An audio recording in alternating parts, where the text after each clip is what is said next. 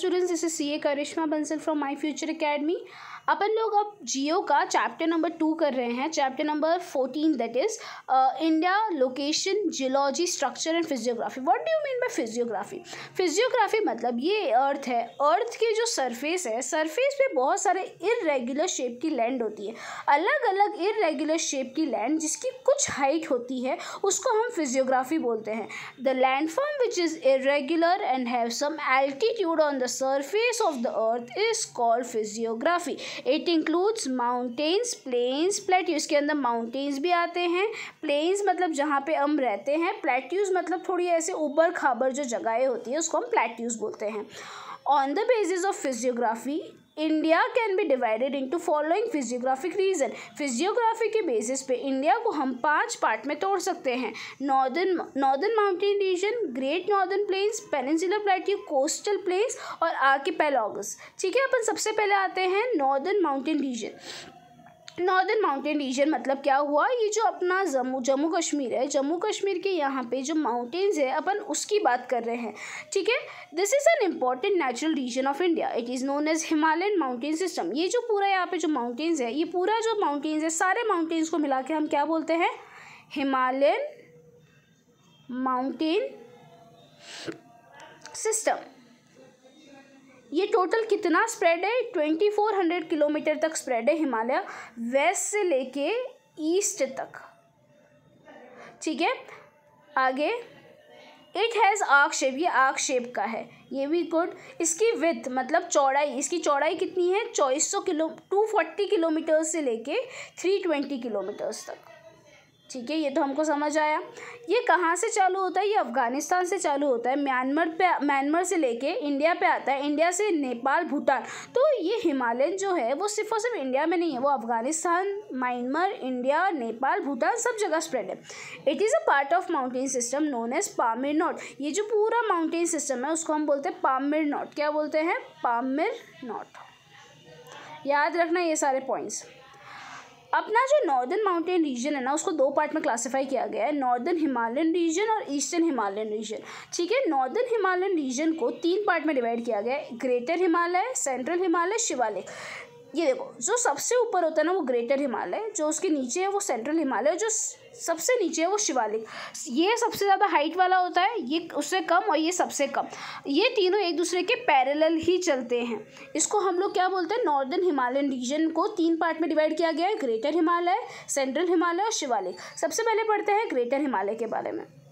ये जो northern range है उसको हम ग्रेटर हिमालय बोलते हैं। ये बहुत लोफियस मतलब बहुत घना है, जहाँ पे 40 पीक्स है। पीक्स मतलब ऐसे 40 ऐसे पीक वाले माउंटेन्स है, जिसकी हाइट कितनी है? 7000 किलोमीटर्स। कितनी हाइट है उसकी? 7000 किलोमीटर्स।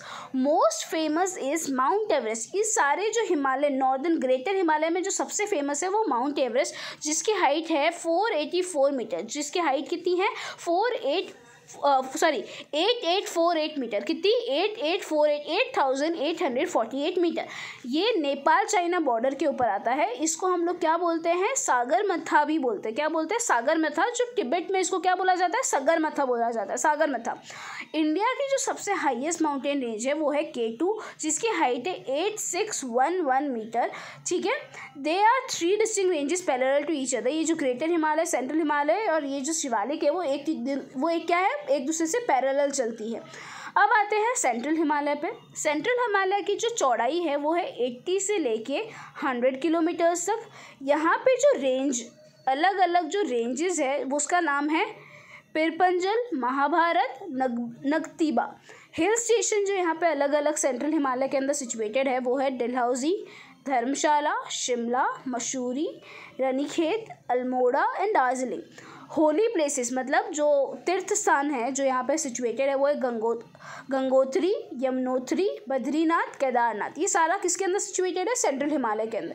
और जो अलग अलग वैलीज़ यहाँ पे जो सिचुएटेड है, वैलीज़ मतलब जो ये ना नदियाँ वाला, जहाँ पे बहुत ज़्यादा अच्छी अच्छी नदियाँ और बहती है, छोटी छोटी पानी बहता है, वो सब valleys. Kullu, Kangra and Kashmir. Valleys मतलब समझ रहे ना, ऐसे छोटे छोटे पहाड़, हिल स्टेशन जैसा काइंड ऑफ। ठीक है, एग्जैक्टली हिल स्टेशन नहीं बट उस जैसा। शिवालिक की हाइट कितनी है 10 से 15 किलो, विड्थ कितनी है 10 से 15 किलोमीटर, हाइट कितनी है 1000 मीटर जितनी।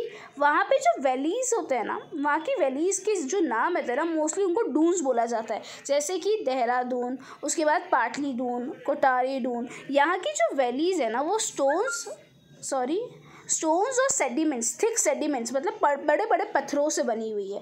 ठीक है, ये तुम्हारा 3 पार्ट हुआ, तुमको समझ आया। एक होता है ग्रेटर हिमालय, एक होता है सेंट्रल हिमालय और एक होता है शिवालिक। अब आते हैं सेकेंड पार्ट पे जो है ईस्टर्न हिमालयस। ईस्टर्न हिमालयस मतलब जहाँ जिसकी जो थोड़ी छोटी छोटी हाइट्स वाले होते हैं, जो छोटी छोटी हाइट्स वाले होते हैं ना उसको हम माउंटेन्स नहीं बोलते, उसको हम हिल्स बोलते हैं। वहाँ पे अलग अलग हिल्स है, जैसे कि पटकई हिल्स है। पटकई हिल्स कहाँ सिचुएटेड है, अरुणाचल प्रदेश। नागा हिल्स कहाँ सिचुएटेड है, नागालैंड में। उसके बाद लुशई कहाँ सिचुएटेड है, मिजोरम में।